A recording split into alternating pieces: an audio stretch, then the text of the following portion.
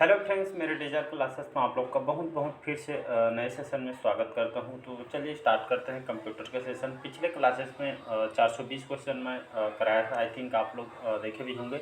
सारे question important है। लगभग हम 500 क्वेश्चन कंप्लीट करने वाले हैं। 421 तो लगभग कल परसों तक हम 500 क्वेश्चन क्रॉस कर चुके होंगे। तो फिर मैं अलग से प्ले लिस्ट इसका बना दिया हूँ, तो आप पार्ट वाइज सबको देख सकते हैं। लगभग 30-31 क्लासेस की हो चुकी है। तो 30-31 क्लासेस है, तो इसको आप देख सकते हैं। छोटा छोटा है, ज़्यादा नहीं, 15-20 मिनट का है। तो आप डेली बेस पे देखेंगे तो आपके लगभग 500 क्वेश्चन अभी हम तैयार कर चुके हैं। देखेंगे तो सारे क्वेश्चन आपके लूसेंट से तैयार किया गया है। मतलब लगभग आपका सभी एग्जाम को कवर कराएगा। आप स्टेट में कोई भी एग्जाम का प्रिपरेशन, पटवारी, एडियो, जितने भी कंप्यूटर के जो सेक्शन, जो सिलेबस रहता है, लगभग इसमें कवर हो जाएगा। साथ ही साथ आप बैंक वगैरह का, पीओ वगैरह, जो बैंक की तैयारी करते हैं, लगभग उन्हीं एग्ज़ाम के लिए भी इम्पोर्टेंट है। साथ ही साथ एसएससी की भी तैयारी करते हैं, तो उसके लिए लगभग सभी एग्ज़ाम के लिए इम्पोर्टेंट है। यहाँ के मैं आप देखे होंगे छात्रावास अधीक्षक नोटिफिकेशन जल्द ही आने वाला है उसका। इसका जो कंप्यूटर का वेटेज सबसे ज़्यादा उसी में है। तो यहाँ से आप नंबर कवर सकते हैं। लगभग 500 क्वेश्चन यहाँ पे हम कर चुके हैं। कुछ दिन बाद में 500 हो जाएगा, तो आपको मॉक टेस्ट के लिए आपको एक बताऊँगा, उसके आप हिसाब से आप मॉक टेस्ट लगाएंगे तो इम्प्रूव हो जाएगा। साथ साथ आपको पता चलेगा आपका जो कितना पढ़ाई की है। आप इसको अच्छे से आप मॉक टेस्ट लगाएंगे तो आपको इसको इम्प्रूव होगा। तो चलिए सेशन बढ़ाते हैं। आज का 421वां क्वेश्चन है, विंडोज में निम्न में से कौन सी माउस तकनीक का प्रयोग नहीं होता है। तो जैसे आप देखे होंगे, माउस उपयोग करते होंगे, तो यहाँ पे माउस तकनीक का कहाँ पे प्रयोग नहीं होता है, इसका उपयोग कहाँ पे नहीं होता है। तो डबल क्लिकिंग में, लिफ्टिंग में, या फिर ड्रैगिंग में। तो इसका जो करेक्ट आंसर हो जाएगा आपका सी ऑप्शन, या आपका लिफ्टिंग में इसका प्रयोग नहीं होता। बाकी आप आपका डबल क्लिकिंग में होता है, क्लिक करते हैं, या ड्रैगिंग, तो ये तीनों में आपका प्रयोग होता है। बाकी आप जो लिफ्टिंग है, इसमें अभी तक इसको प्रयोग नहीं होता। यहाँ पे जो आप जो शब्द देख रहे होंगे, ड्रैगिंग क्या होता है। ड्रैगिंग पहली बार कई स्टूडेंट जानते होंगे, बहुत ज़्यादा स्टूडेंट नहीं जानते। ड्रैगिंग का क्या होता है, ये आपका जो सेलेक्ट करने के लिए आपका उपयोग, मतलब आपको जैसे आप दबा के पूरा जैसे कुछ सेलेक्ट करना रहता है, जैसे पीडीएफ वगैरह कुछ फाइल को जैसे सेलेक्ट करना रहता है, तो यही आपका ड्रैगिंग कहलाता है। तो इसको याद रखिएगा। तो आपका जो माउस है, डबल क्लिकिंग, ड्रैगिंग में इसका उपयोग हो जाए। बाकी लिफ्टिंग में इसका हम प्रयोग नहीं करते हैं। और यहाँ से क्वेश्चन और यहाँ पे जो आप आजकल जो माउस यूज करते हैं, माउस का आविष्कार किसने किया या इसके आविष्कारक कौन है। तो माउस का जो डिवाइस का जो आज हम उपयोग करते हैं, पहले बार 1960 के दशक में इसको अमेरिका के एक इंजीनियर थे, जिसका नाम है, आविष्कारक हैं, डगलस एंगलबर्ट। याद रखिए, नाम को लिख देता हूँ, डगलस, शॉर्टकट में लिख रहा हूँ, एंगलबर्ट। डगलस एंगलबर्ट ये आपके अमेरिका के इंजीनियर और आविष्कारक हैं। इन्होंने मतलब ये इसको तैयार किया था 1960 के दशक में, इसको तैयार किया गया था। इसको याद है, सबसे पहले जो आपका माउस आया था, आपका मतलब एक नॉर्मल साधारण लकड़ी का सबसे पहले आपको बॉक्स टाइप के बनाया गया था। आजकल तो हम डिजिटली के बिना वायरलेस वगैरह हम आजकल बहुत सारे उपयोग करने लगे हैं, बिना वायर के तो बहुत सारे डेवलप हो गए हैं अभी की डेट में। अगला क्वेश्चन देखते हैं। विंडोज में खुले हुए प्रोग्राम्स के बीच में अदला बदली के लिए किसका प्रयोग होता है। तो इसका जो करेक्ट आंसर हो जाएगा डी ऑप्शन, कंट्रोल+tab। ये आपके जो आप विंडो में जो प्रोग्राम वगैरह खुला रहता है, कुछ फंक्शन वगैरह, तो अदला बदली के लिए इसका उपयोग किया जाता है। तो कंट्रोल+tab याद रखिएगा। तो आपके प्रोग्राम में बीच में अदला बदली करने के लिए इसका उपयोग करते हैं, कंट्रोल+tab का। अगला क्वेश्चन देखते हैं। अगला क्वेश्चन है, निम्नलिखित में से कौन सा एक प्रोप्राइटरी ऑपरेटिंग सिस्टम है। प्रोप्राइटरी ऑपरेटिंग सिस्टम क्या होता है, आपके ये ऑपरेटिंग जो सिस्टम आपका, ये मतलब ये आपका कंटिन्यू, निरंतर और आपका तात्कालिक ये आपका प्रक्रिया होता है। आपकी यही आपका प्रॉपरी ऑपरेटिंग सिस्टम कहलाता है। मतलब ये आपका इसका जो उपयोग है एप्लीकेशन में किया जाता है, और आपके कंप्यूटर हार्डवेयर और सॉफ्टवेयर को खास करके मेंटेनेंस, नियंत्रण करके इसको उपयोग किया जाता है, कंट्रोल करने के लिए। जैसे इसका उपयोग आपका मेडिकल के क्षेत्र में, ऑटो पायलट, या बहुत सारे रोबोटिक्स इंस्ट्रूमेंट वगैरह में इसका उपयोग किया जाता है। इसी तरह आपका जो सिस्टम है, FreeBSD, विंडोज 7, रेस्ट ओएस, या आपका उबंटू। तो इसका जो करेक्ट आंसर हो जाएगा विंडोज 7। याद रखिएगा, आपका प्रोप्राइटरी ऑपरेटिंग सिस्टम है। ऑपरेटिंग सिस्टम के अंतर्गत ये आपका इसका उपयोग किया जाता है। विंडोज 7 इसको याद रखिए, आपका माइक्रोसॉफ्ट का ये आपका सीरीज है, मतलब इसके एक तरह का विंडोज 7 का विंडो की जो फैमिली की ये आपका विंडोज 7 वर्जन है। अगला क्वेश्चन देखते हैं, चिन्हात्मक डाटा जिसको हम इंग्लिश में अल्फा न्यूमेरिक डाटा कहते हैं। चिन्हात्मक डाटा या अल्फा न्यूमेरिक डाटा में प्रयोग किया जाता है, क्या प्रयोग किया जाता है? अंकों का, चिन्हों का, अक्षरों को या उपरोक्त सभी का। तो इसका जो करेक्ट आंसर हो जाएगा डी ऑप्शन, उपरोक्त सभी। तो अल्फा जो न्यूमेरिक जो डेटा है या चिन्हात्मक जो डाटा है, आप देखे होंगे मोबाइल हो चाहे आप लैपटॉप में, अंकों के माध्यम से चिन्ह को दर्शाया जाता रहता है। डिजिट 1 2 3 जो भी चिन्ह के माध्यम से, जैसे तीर वगैरह के निशान अक्षर से भी इसको, ये आपका चिन्हात्मक डाटा कहलाता है या अल्फा न्यूमेरिक डाटा कहलाता है। तो ये आपका उपरोक्त सभी हम इसको हम जानते हैं। डी ऑप्शन करेक्ट आंसर हो जाएगा। अगला क्वेश्चन देखते हैं, माइक्रो प्रोसेसर किस पीढ़ी का कंप्यूटर है? तो प्रथम पीढ़ी का, द्वितीय पीढ़ी का, तृतीय पीढ़ी, चतुर्थ पीढ़ी। ये आपके एग्जाम में बहुत बार क्वेश्चन पूछा है, तो इसका जो करेक्ट आंसर हो जाएगा आपका, तो माइक्रो प्रोसेसर ये आपके किस पीढ़ी को कंप्यूटर है? तो इसका जो करेक्ट आंसर हो जाएगा डी ऑप्शन, ये आपका 4th जनरेशन का है, याद रखिएगा। चतुर्थ पीढ़ी का आपका कंप्यूटर है। सबसे पहला जो माइक्रो प्रोसेसर कौन सा था? तो इसका नाम को भी याद रखिए, इंटेल, जानते हैं इंटेल 4004। ये आपका सबसे पहले इंटेल 4000, ये आपका दुनिया का, याद रखें, दुनिया का पहला माइक्रो प्रोसेसर है। ये आपका इसको तैयार कब किया था? लगभग 1971 में इसको यहाँ पे इस तकनीक का उपयोग किया गया था। तो इसको याद रखिए, एग्जाम में क्वेश्चन पूछा गया है। आजकल तो आपके मार्केट में अभी 2023 की बात करूँ, नया वर्जन i9 आ गया है, इसको याद रखिएगा। अगला क्वेश्चन देखते हैं, निम्न में से कौन सा इनपुट डिवाइस है या इनपुट डिवाइस का एग्जांपल जो आपके एग्जाम में 1 से 2 नंबर फिक्स क्वेश्चन पूछा आउटपुट और इनपुट से, तो आपका रट्टा होना चाहिए, मतलब आपको रट्टा होना चाहिए। 1 से 2 नंबर आता है तो कौन सा आपका इनपुट डिवाइस है? तो सर्वर, मॉनिटर, प्रिंटर या कीबोर्ड। तीन में से कौन सा इनपुट डिवाइस है? तो इसका जो करेक्ट आंसर हो जाएगा कीबोर्ड, याद रखिएगा। तो आपका जो कीबोर्ड होता है आपका इनपुट डिवाइस का उदाहरण है, तो इसको याद रखिए। और मैं इसका एग्जांपल बताऊं इनपुट डिवाइस का, तो इनपुट डिवाइस में आपका आ जाएगा कीबोर्ड हो गया, कीबोर्ड के साथ आपका माउस हो गया, माउस के बाद आपका स्कैनर हो गया, स्कैनर के बाद आपका जितने भी कैमरा आप यूज करते हैं, और साथ ही साथ आप जॉयस्टिक हो गया और आपका माइक्रोफोन। तो आपके सभी आपके इनपुट डिवाइस के एग्जांपल है। यहाँ पे मैं आउटपुट के अगर एग्जांपल बताऊँ,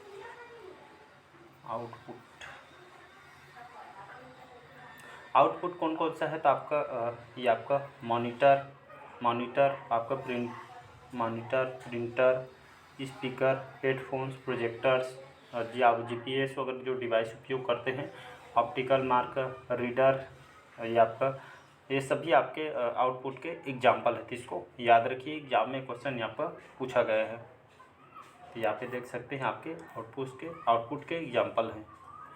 अगला क्वेश्चन देखते हैं यहाँ पे, इनमें से कौन सा कंप्यूटर का गुण नहीं है? इनमें से कौन सा जो आपके कंप्यूटर के अंतर्गत नहीं आता है, उसका गुण यहाँ पे प्रदर्शित नहीं करता? तो कंप्यूटर आपका जल्द निर्णय लेने की क्षमता होती है, गोपनीयता रखता है, और आपकी विविधता रखती है, या बुद्धिहीन है। तो इनमें से कंप्यूटर के गुण कौन सा नहीं? तो ये आपका डी इजीली करेक्ट आंसर हो जाएगा। तो आपका कंप्यूटर के गुण नहीं है, तो आपके बुद्धिहीन जो है आपका, ये आपका गुण प्रदर्शित नहीं आया, इसके अंतर्गत कोई भी इसका मैच नहीं है। अगला क्वेश्चन देखते हैं, बैंकिंग लेन देन में ECS इसका क्या अर्थ होता है? ECS से क्या मतलब है, जो बैंकिंग लेन देन में काम आता है? तो इसका जो फुल फॉर्म होता है, या इसका एक्सेस क्रेडिट सुपरवाइजर इसका फुल फॉर्म होता है, या आपका एक्स्ट्रा कैश स्टेटस होता है, या एक्सचेंज क्लियरिंग स्टैंडर्ड होता है, या इलेक्ट्रॉनिक क्लियरिंग सर्विस होता है। तो इसका जो करेक्ट आंसर हो जाएगा आपका, अगर ECS का जो अगर फुल फॉर्म में बात करूँ, जो आपको बैंकिंग लेन देन में काम आता है, दो तरफ से इसको क्वेश्चन पूछा जाता है। ECS का फुल फॉर्म क्या होता है, ये क्वेश्चन ये बन गया आपका। और आपका ये आपके ECS कौन से क्षेत्र में काम आता है, आपका 2 क्वेश्चन। तो एग्जाम में कहीं भी क्वेश्चन घुमा के पूछा जाता है, आपको सभी को पता होगा, ये आपका 2 क्वेश्चन ऐसे ही तैयार हो जाता है। तो ECS का फुल फॉर्म होता है इलेक्ट्रॉनिक क्लियरिंग सर्विस, इसका फुल फॉर्म होता है, मतलब इसका डी ऑप्शन होता है, इलेक्ट्रॉनिक क्लियरिंग सर्विस इसका फुल फॉर्म होता है। इसको याद रखिएगा। और इसका जो उपयोग है कहाँ पे होता है, तो बैंकिंग क्षेत्र में होता है। तो इसको याद रखें, खास करके जो कंप्यूटर के क्षेत्र इसके मतलब यहाँ पे कंप्यूटर के क्षेत्र में चलने वाली एक खास करके सर्विस है। और ये साथ आपके इसके उपयोग से ECS के माध्यम से हम कई बैंक, जैसे बहुत सारे जो खाता होता है तो मतलब बहुत सारे अकाउंट में आप पैसे आप इसके माध्यम से भेज सकते हैं। तो इसको याद रखिए, मतलब बहुत सारे जो बैंक अकाउंट रहता है तो इसके हिसाब से अकाउंट में ट्रांजैक्शन पैसे भेज देती है इसके हिसाब से, तो इसको याद रखिएगा। अगला क्वेश्चन देखते हैं। और इसी में एक क्वेश्चन और पूछा जाता है आपका NACH, तो ये दोनों को याद रखिए, एग्जाम में क्वेश्चन पूछा गया है।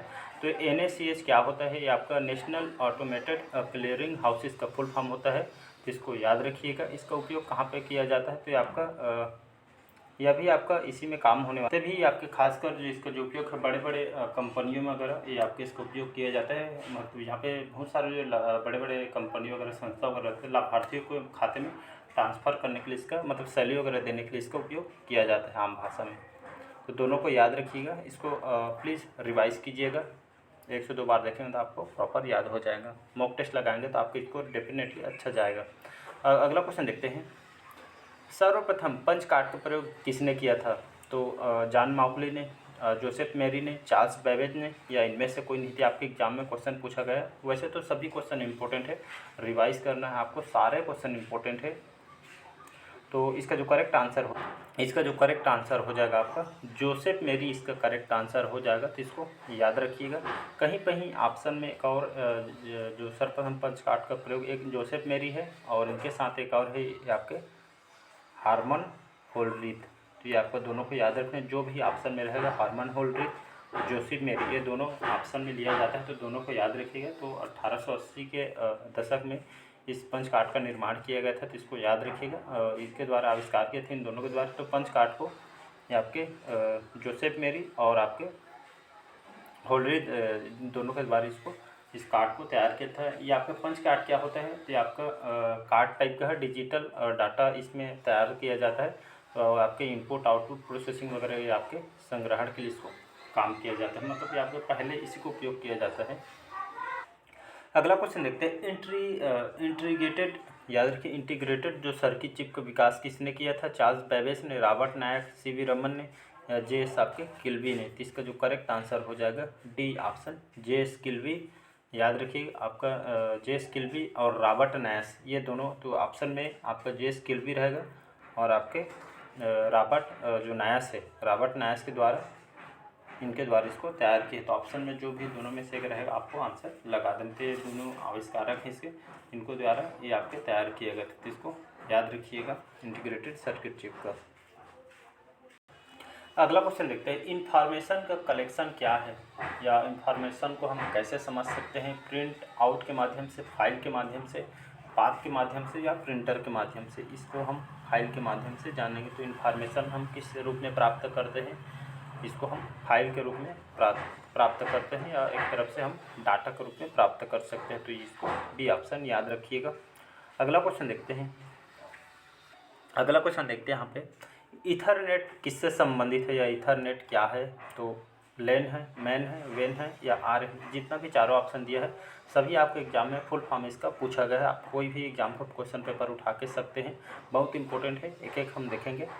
तो आपका जो ईथरनेट किससे संबंधित है, इसका जो करेक्ट आंसर हो जाएगा ये आपके लेन से संबंधित है। इसका फुल फॉर्म होता है आपका लोकल एरिया नेटवर्क का। तो लोकल एरिया नेटवर्क का इसका फुल फॉर्म होता है, और ये आपके लोकल एरिया नेटवर्क तैयार करने का ये आपको खास करके एक प्रोटोकॉल है। तो इसको याद रखिए, प्रोटोकॉल है एक तरह का। और इसका फुल फॉर्म तो बता दिया हूँ। ये आपका मैन का फुल फॉर्म क्या होता है? तो मैन का फुल फॉर्म होता है मेट्रोपॉलिटन एरिया नेटवर्क, इसका उपयोग होता है। ये भी आपका इसी क्षेत्र में काम होने वाला है, मतलब ये आपके खासकर नेटवर्क में काम होने वाला है या प्रोटोकॉल में काम होने वाला है। ये भी एक तरह का उसी का संबंधित। उसी तरह अगर मैं बात करूं वेन का फुल फॉर्म, WAN का वाइड एरिया नेटवर्क, इसका फुल फॉर्म होता है। ये भी आपके नेटवर्क से संबंधित है, प्रोटोकॉल से संबंधित है। और यहाँ पे देखते हैं डी ऑप्शन, रेन का फुल फॉर्म होता है आपका रेडियो एक्सेस नेटवर्क, जिसका फुल फॉर्म होता है। ये भी आपका नेटवर्क से संबंधित है, इसको याद रखिएगा। जो आपके स्मार्टफोन वगैरह में खास करके इसको उपयोग किया जाता है बहुत सारे क्षेत्र में। तो आपका RAN का full form radio access network, इसका फुल फॉर्म होता है। अगला क्वेश्चन देखते हैं। निम्न में से कौन डेटाबेस से संबंधित है?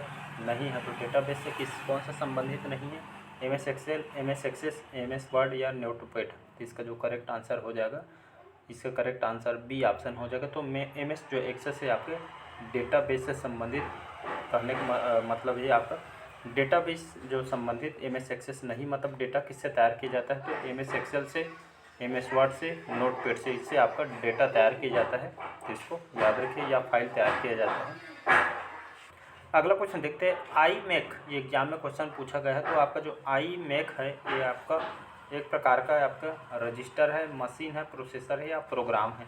तो आई मैक क्या है, तो ये आपका एक तरह का आपका मशीन है, बी ऑप्शन। अगर इसका मैं फुल फॉर्म बात करूँ तो रेंज ऑफ आपका मैकिन्टोश डेस्कटॉप कंप्यूटर इसका फुल फॉर्म होता है। तो range of Macintosh desktop computer इसका फुल फॉर्म होता है। तो इसको याद रखिएगा। इसका जो अगर ये आपका आसान भाषा में बोलूँ तो आपका एक डेस्कटॉप कंप्यूटर की एक सीरीज है, इसको एप्पल के द्वारा डिज़ाइन किया गया है। इसको याद रखिएगा। अगला क्वेश्चन देखते हैं, लास्ट क्वेश्चन, निम्न में से किसका संबंध कंप्यूटर के प्रोसेसर से नहीं है। तो Android, i7 dual core, Celeron. इसका जो करेक्ट आंसर हो जाएगा, यहाँ पे प्रोसेसर कौन सा नहीं है, तो कंप्यूटर का प्रोसेसर आपका एंड्रॉइड नहीं है, ये आपका एंड्रॉइड नहीं है। i7 ड्यूल कोर और सेलेरॉन आपके जो प्रोसेसर आप यूज करते हैं, तो इसके सभी आपके एग्जाम्पल हैं, सब आपके प्रोसेसर है कंप्यूटर के समझ। तो एंड्रॉइड क्या है, तो एंड्रॉइड से अभी आप आजकल, पहले तो एंड्रॉइड आता था लगभग 2004 में, 2008 में। तो 2008 में सबसे पहला एंड्रॉइड आया था। इसके बाद हम जितने भी स्मार्टफोन वगैरह आते हैं तो सभी आपको सबसे पहले हम एंड्रॉइड उपयोग किए थे, अब सभी आप स्मार्टफोन पकड़ते हैं। तो इसको याद रखिएगा। तो चलिए, आज का सेशन कैसे लगा कमेंट करके ज़रूर बताइएगा, आज के सेशन कैसे लगा, और साथ ही साथ आपका जो स्कोर कितना बना ये मेरे को कमेंट बॉक्स में करके बताइएगा। तो चलिए, मिलते हैं अगले पार्ट में। आज के लिए इतना ही। Thank you. अच्छा लगे तो चैनल को लाइक शेयर सब्सक्राइब कीजिएगा। Thank you.